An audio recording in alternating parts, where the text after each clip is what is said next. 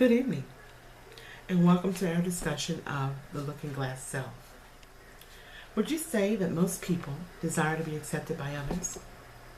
And can we all agree that being slighted and unaccepted can be very hard and difficult, especially if the situation involves is in a setting where we're amongst our peers? The degree of desire to be accepted changes over the years.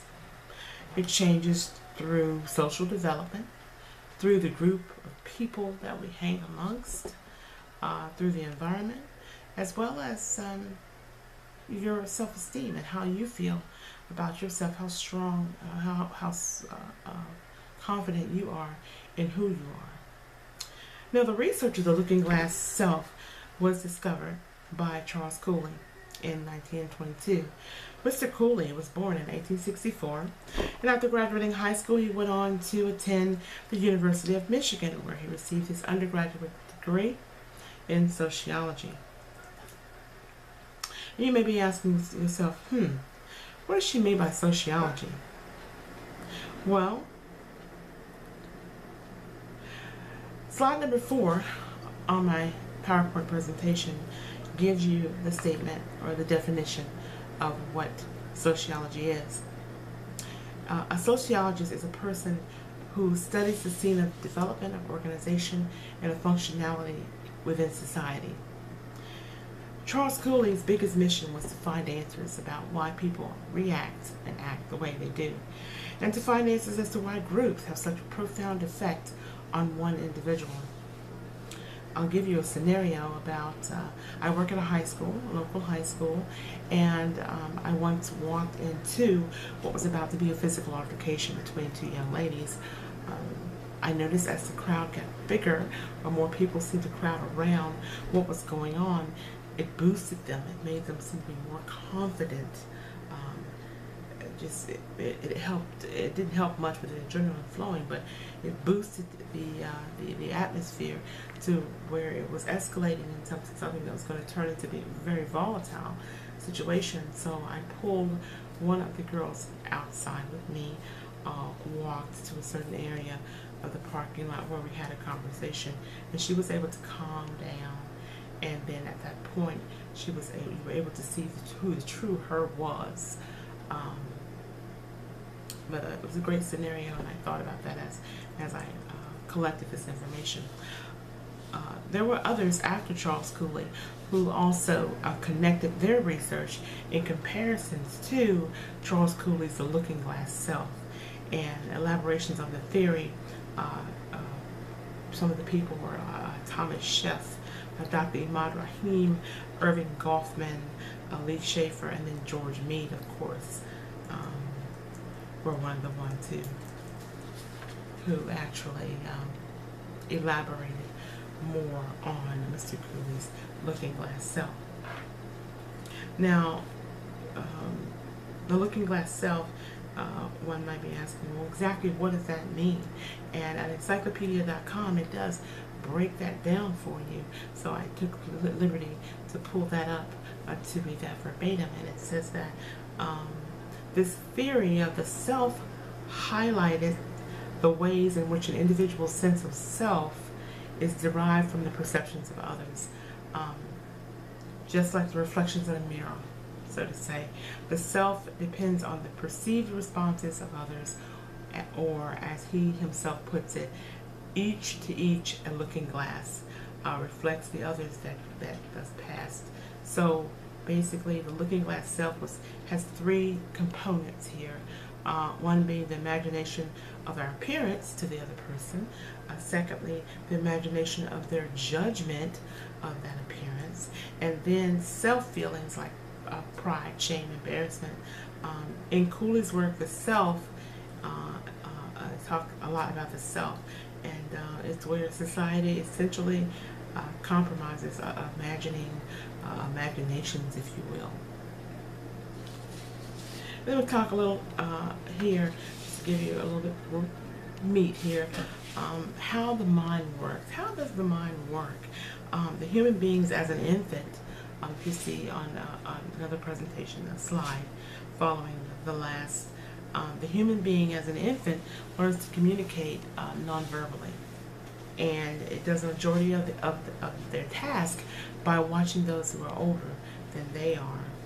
Um, the little human beings become a part of its primary group, which consists of those who live in the household with him. So normally that is considered the primary group that Cooley was speaking of in his research. That primary group is normally someone, family, household, family, or friends who are very, very close to that individual.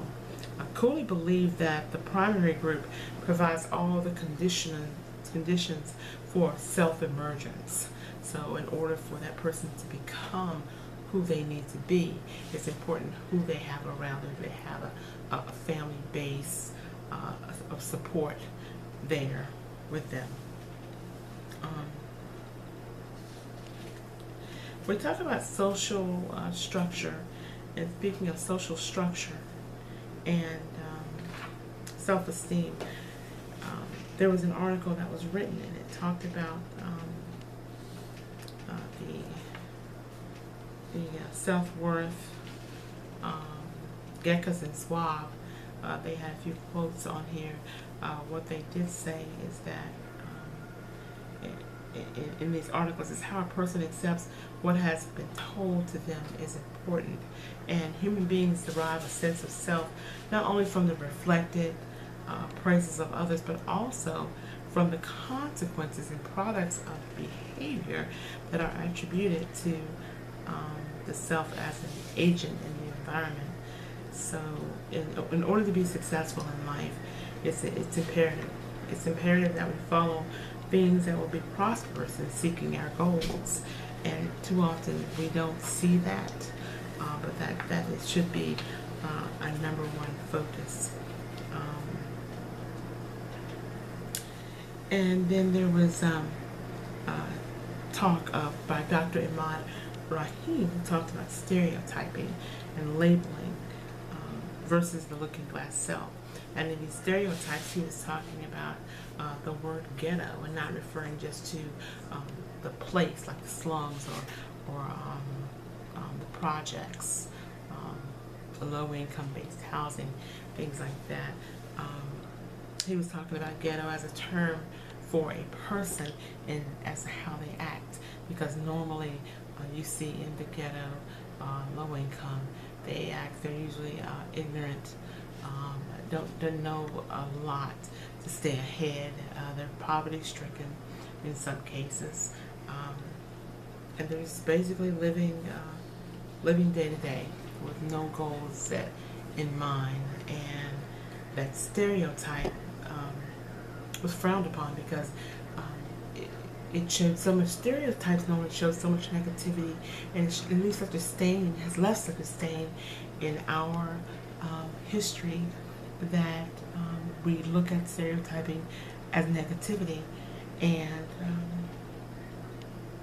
the looking glass theory itself was considered the social norm. It was normal for a person to get advice or to look at what their peers were telling them and using that as gospel according to how they should act or react. And that too was incorrect, was an incorrect assumption in my opinion. I also want to add some of the similarities they talked about in the looking glass self. It says the looking glass self questions whether individualism is gained by social influences on the person. And Dr. Rahim states in his article that this is also true when it comes to how stereotype and labeling of people or groups can influence how certain people see themselves. And stereotyping, like I had said, it does carry such a negative stain in our history.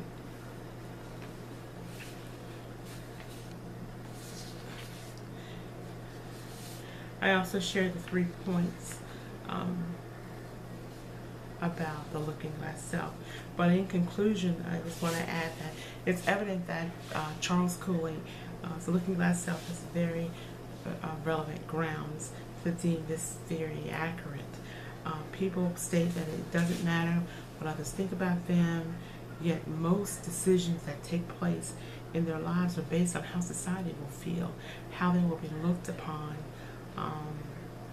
based on these case studies. And so um, it will all be in the benefit of society, so that we will be informed as to why we act or react to life situations in the way that we do.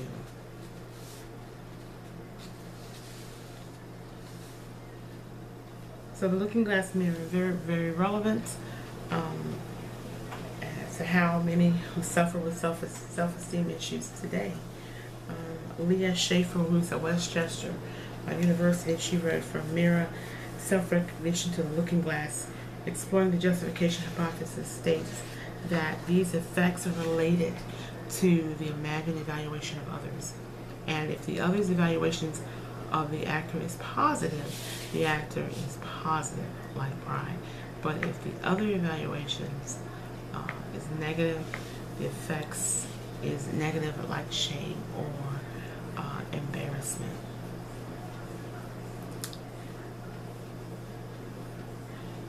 It's evident that Charles Cooley's Looking Glass Self has relevant grounds, and the Looking Glass Self is a foundational theory that explains self-esteem, lack of self-esteem, those issues, either the cause of high self-esteem or lack of it at all. I hope you enjoyed my lecture for today. Hope you learned something about the Looking Glass theory.